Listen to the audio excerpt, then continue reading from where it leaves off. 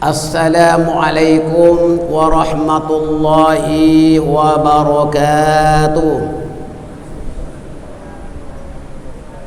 Bismillahirrahmanirrahim. Alhamdulillahilladzi hadana lihadza wa ma kunna linahtadiya laula an hadana Allah.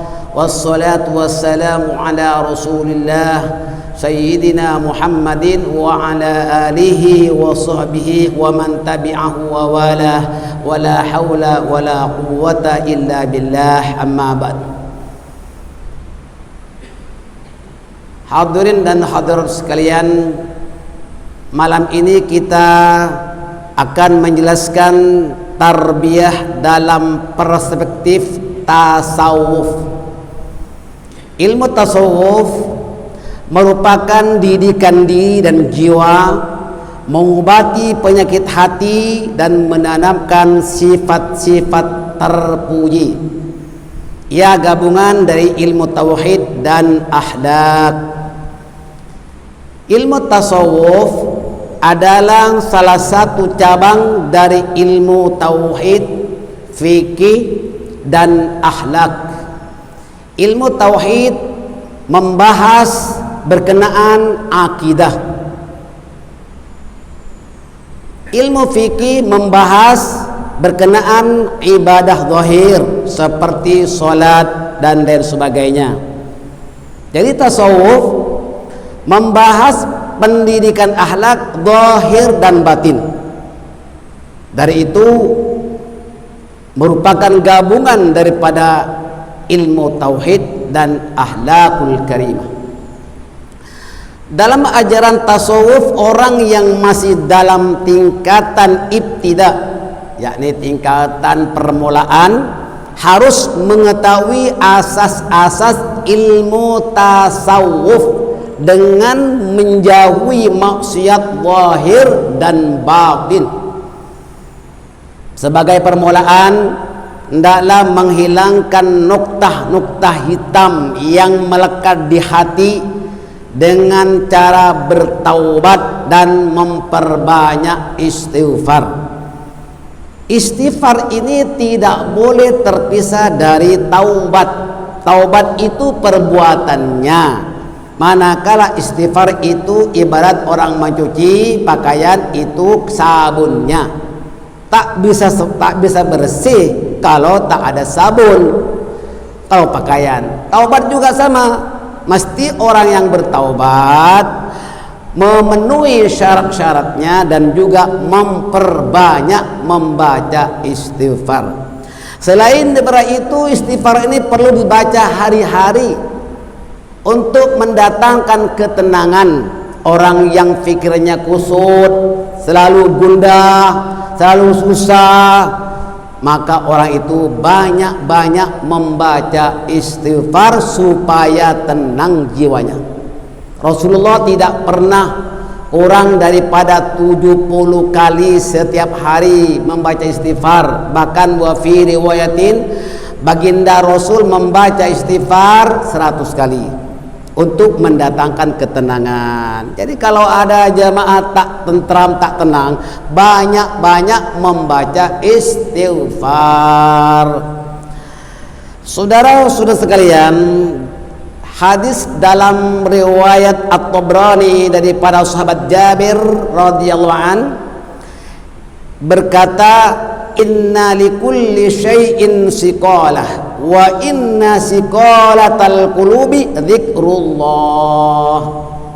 Sesungguhnya tiap-tiap sesuatu itu ada alat pembersihnya, dan alat pembersih hati ialah dzikrullah, zikir kepada Allah. Nah, jika tidak bertaubat dan lalai dari beristighfar, kemudian berbuat dosa lagi, maka kian bertambah banyak bentik-bentik hitamnya sehingga menutupi hatinya. Menutupi hatinya, mata hati. Hati ini punya mata, ada hatinya, ada cerminnya. Hati ini ada cerminnya, ya. Hati sanubari. Hati nurani ini ada cerminnya. Kalau hatinya itu gelap, maknanya tak dilap. Artinya banyak, ibarat kita ada cermin, mirror, kita pakai mirror, kemudian muka kita tak nampak. Kenapa? Karena cerminnya banyak abu, banyak debunya. Sama dengan hati. Kalau hati ini tak dilap, tak dibersihkan, maka gelaplah hatinya, susah untuk menerima kebaikan, tak dapat menerima cahaya, tak dapat menerima nur Allah. Orang yang kotor hatinya. Nah, itulah yang disebut ron. Nuktah-nuktah itu disebut ron dalam ayat ke-14 dari surah Al-Mutaffifin. A'udzu billahi minasyaitonir rajim. Kalla bal rana ala qulubihim ma kanu yaksibun. Sekali-kali tidak, bahkan telah berkarat hati mereka karena dosa yang mereka lakukan. Di sini setelah bal itu ada huruf sin, maknanya saktah. Saktah itu apa? Bacaan saktah itu berhenti tanpa napas. Kalla bal, tahan napasnya. Kalla bal rana ala qulubihim ma kanu yaksibun. Jadi kalau jamaah membaca Al-Quran ada huruf sinnya, itu namanya saktah, berhenti tanpa napas. Oke, saudara, maksiat zahir dapat dibersihkan dengan taubat nasuha dan memperbanyak istighfar, diampuni dosanya oleh Allah Subhanahu wa taala selagi orang itu belum gharghir. Apa itu gharghir? Gharghir itu sakarat, orang sedang nazak, itu ditutup pintu taubat baginya. Yang kedua, apabila matahari terbit daripada barat, terbit daripada barat, terbenam ke timur, nanti akhir zaman dah mendekati hari kiamat, matahari ini terbalik, terbitnya daripada ufuk barat, terbenam ke timur pula. Itu taubat seluruh manusia dah ditutup. Tapi ingat, kita semua ini mungkin lebih awal ditutup kita punya pintu taubat. Kenapa? Nazak. Apabila seorang itu sudah nazak, pintu taubat ditutup baginya. Maka ibu bapak sekalian, kalau mau bertaubat, jangan tangguh-tangguh. Hendaklah kita segera bertaubat. Mau pergi haji, pergi umroh, jangan tangguh-tangguh. Mau pergi belajar agama, jangan tangguh-tangguh. Ya, mau buat kebaikan, buat amal soleh, bersedekah, wakaf, jangan tangguh-tangguh. Sekarang buat. Sebab umur manusia itu terlalu rahasia. Tak ada seorang pun tahu tentang umurnya. Baik, saudara, maksiat zahir itu dapat dibersihkan dengan taubat, taubat nasuha. Ya ayyuhalladzina amanu tubu ilallahi taubatan nasuha. Kan kemarin kita telah terangkan berkenaan tentang panggilan untuk bertaubat. Orang yang beriman itu dipanggil oleh Allah supaya segera bertaubat dengan taubat nasuha, yakni taubat yang bersungguh-sungguh. Nah, baik, manakala membersihkan hati ialah dengan memperbanyak zikir, mengikut sistem ilmu tasawuf, yaitu zikir lisan. Lisan ini mengucapkan zikir bil lisan, yakni menyebut dengan lisan.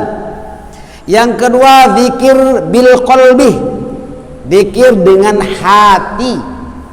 Dan yang ketiga, zikir bisyir, dengan rahasia. Ini cara-cara sistem ilmu tasawuf. Kita sekarang masih tidak, zikir kita dengan lisan dan dengan hati. Kalau hanya lisan saja berzikir, yakni menyebut, hati tak berzikir, itu bukan zikir. Iya kan? Siapapun orang boleh berzikir, sebut menyebut nama. Ya kan, kebanyakan kalau kita baca tahlil, datang ramai-ramai, kemudian berzikir.